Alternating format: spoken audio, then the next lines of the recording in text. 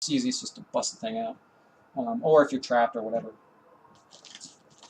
This is 100 feet of dynamic uh, cord. I wouldn't buy static, I would buy dynamic. This happens to be camo, 50 feet I guess. This is 1,200 pound test. The reason I mentioned the color is because I have a couple of different ropes. I'm not going to show you all of them, but I'll show you a couple options and sort of why. So the camouflage, obviously this could be used for a variety of things. This can be used for repelling. I wouldn't personally, but it can be based on the load that it's tested at. It's got the material in the weave is like rot resistant, fungus resistant, stuff like that, mold resistant. And dynamic versus static, you can look that up, but always buy the dynamic. Can help a lot of things. Notice I don't show you a tent. I have not bought a tent yet. I mean, I have lots of tents, but they're more sort of old school canvas, Army or Boy Scout tents. But at some point I'm going to invest in something, but it has to be very simple, very straightforward, quick put up, quick takedown. So just to give you an idea, that or the other paracords that I'm about to show you. So this is standard 550 paracord. This is white, of course. I'm telling you the colors like you can't see. Black. This is actually 50 foot actual 550 paracord. Black, helpful day versus night versus whatever environment you happen to be in. This is actually really nice. I got this from Tactical 550. I'm a big fan. This is 100 foot of reflective paracord. So this actually is white, but it actually reflects a lot in the night if you shine a light on it. So it's actually really helpful at night. The white cord is there too, but the reflection is really a good feature. And then something that you absolutely should not be without in any urban situation, or any situation really, twist ties. These are handcuff grade, large twist ties. I guess twist ties is not the right word. What do they call them? Cable ties. Should have known that actually. Anyway, these are large cable ties, very high grade. There are some very easy ways if you are restrained, or if you can use this to close, bars, close a gate, close chains. They're really hard to actually break. These particular ones, I've went through a lot of different brands. These are actually pretty difficult to break unless you know exactly what you're doing, and there's some, sort of basic tools like steel pens and things like that you can use to break these if you happen to be restrained with them. But you always have to think about if somebody does try to break in or take something that's yours and you get into an altercation, it might be worthwhile to have something to restrain them if you need them to, or just to lock up all your stuff. Not to say that everybody, again, doesn't have a multi-tool that can cut right through this, but they're very quick. You just zip, done. And they're super cheap, and they're very, very small and compact. Might as well keep them. I've used these, all over the house, camping, all over the place, just to hang pots, to hang a lantern, whatever. They're kind of nice. That way you don't have to cut all your cord up all the time. And then this is actually a nice little tool here. So this is about a 6-inch long pry bar that I got. I want to say this is DeWalt. Nope, it's a Stanley. 55045. So just a Stanley. It's a little pry bar, and I've actually used this on a couple different things that I have a full-size crowbar for. And I'm really surprised at how well it works. They're extremely lightweight, but they're very, very hard. I cannot get this thing to bend, where my other pry bar, large full-size one, actually does bend. Of course, the length, bend a little bit, but I was really surprised. I was able to lift, I think it was a 400-pound something with this, where I put this underneath and was able to get it up without a problem. And I didn't see any wear, any bending, any cracking of the paint would indicate some stress areas. Didn't see anything. You can pick a couple of these up for a couple bucks each. And of course they have a couple of other little openers and tools in them too. So those are actually really nice. Now I'm going to move on to more of sort of the survival-ish type stuff. And I'm just going to go through very quickly. I'm not going to go through my medical bag. That's a separate video. But just to show you, you can buy these little medic bags like this. They're a decent size. They have 2 pockets as well as the inner main pocket. I've just got some quick clot and some Coban and an ace bandage in there with a little bit of tape, medical tape. These are nice. They're just little tiny little bags. Don't pay a ton of money for these. You can get them pretty much anywhere. And yeah, the quality's not. Again, I'm not talking about stuff in this kit being stuff that's going to last you years. Ideally, you're only going to need it for a little while. Now, of course, certain things like the The sleeping bag, the backpack, other things like that will hopefully last a long time and be frequently used.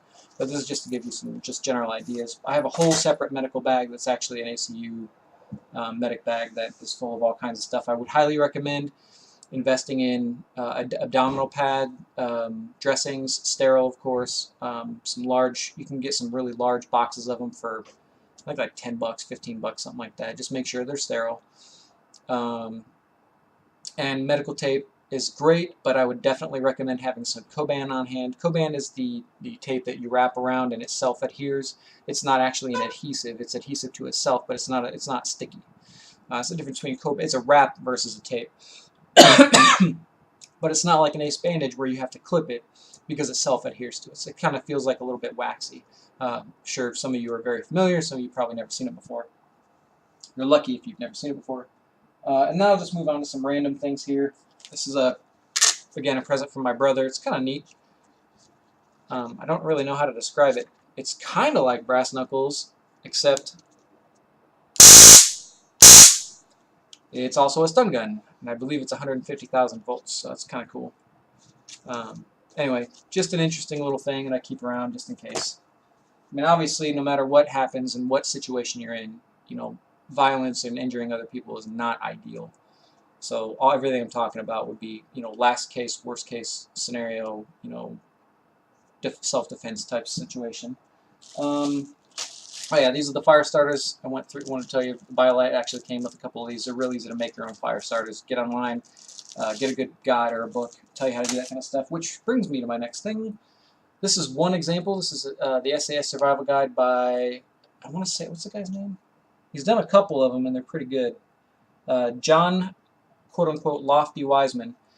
He's got a couple different versions of this, but honestly, there's so many different survival books out there that you can really get away with any of them.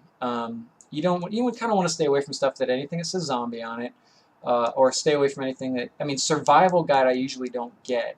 But this one, again, the size is pretty nice. It's not very thick. It's pretty small. I mean, the text is pretty small. But it's got a lot of pictures. It shows you all the emergency signals, knots and ropes, and how to make tents and identify plants. It's got some nice pictures in here, if you can see them. It's color. This is one of the better ones that I've seen, but there's a couple out there that I would get. What you want to do is really look through it and make sure they're not specific to one particular environment or setting. And this one talks about any climate, any situation, and it's searchable by the situation you're in. Like if you want to look up water purification, you can skip to that. Anyway, just one. It's definitely good to have something like this, but there's a million of them out there. It's just check into them and see which one you like best. This is something that I actually found very useful a multitude of times in my life. This is a universal power adapter for a variety of plugs and power outlets across the world. It actually comes apart, and there's a regular US plug in there. This is currently set for, I think, when I was in Europe. But you can do all kinds of, it's just a universal adapter. They're about 15-20 bucks if you find a good one. It's basically just called a travel universal AC DC adapter. And there's some that even are built in to change, you know, 220 to 120 and so on. But definitely good to have. They're very small. You never know when you're going to need them. I keep this on me whenever I travel, and it's surprising to me when I actually do need it and I didn't expect it. I always pack a bunch of toe warmers and hand warmers. Why not? This is kind of an interesting little tool I've got here. Again, very small, pretty straightforward. It looks small to begin with. It's actually a reflection mirror. It actually telescopes out pretty large. It's about maybe 3 feet, just over a yard. But you can see here, it's got a mirror that can be twisted, angled, whatever you need to do for it. Looking around corners, looking under something that you don't want to get underneath. Anything like that. It's kind of neat. Got it pretty cheap. I think they're definitely worth investing in. I mean, I've actually used it a few times just because again, those of you that know my history can't necessarily bend over really well all the time. It's kind of nice to look under the bed, look under the couch before I actually get down and get under there, under different furniture. So I actually find myself using this kind of all the time. Like we had a leak in my apartment the other day, and he was able to cut a small hole instead of a big one to stick his head in. He was able to cut a small hole and use a flashlight and actually use this to get up there and look around. Just nice to have around. I usually keep it in my car. It helps me to get, or when I had my other car that had a lot of issues, it used to be nice to get it down in there and look and see what might be going on with different belts and whatnot. So anyway, You cannot get enough. You cannot get by without the headlamp. So very nice to have. They do a couple of, there's again millions and millions of varieties of these. This is just kind of a generic one. I would make sure though that you do get one that is a tri-head strap, one for the top of your head as well as, and has a nice little pad on the front for you to put your forehead against, and then that way you can adjust each of the straps to make it really fit your head really well, and then of course one that's adjustable in itself. But again, there's a lot of different options for these. This one's actually lithium-ion rechargeable using a micro USB port, which again goes back to the power that we talked about earlier. Straightforward slingshot. You'd be surprised how often these things can be useful. I actually had an incident several years ago where I used one of these to scare away a bear. I wouldn't necessarily recommend that, but it worked. Versus being chased back to my car, which happened the previous weekend, which is why I brought this. I've seen guys actually use these pretty effectively. This is a fairly expensive one, but I've seen guys use these actually pretty well to actually take down small game. I saw a guy use some steel ball bearings, which you can get pretty much damn near anywhere, and he was able to take down, I think, a fox or two and a couple of squirrels. So, I mean, again, we're talking worst case scenario here. This is not your go-to that you want, but it's nice to have.